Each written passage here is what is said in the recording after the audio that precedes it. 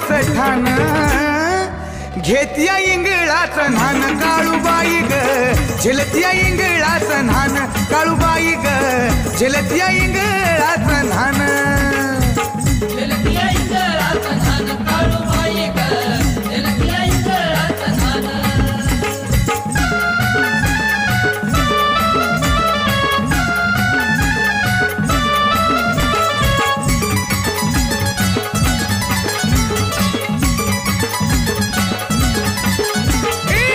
उसाच्या महिन्यात लय मोठा रास काळू तुझ्या भक्तीत लीन होती दास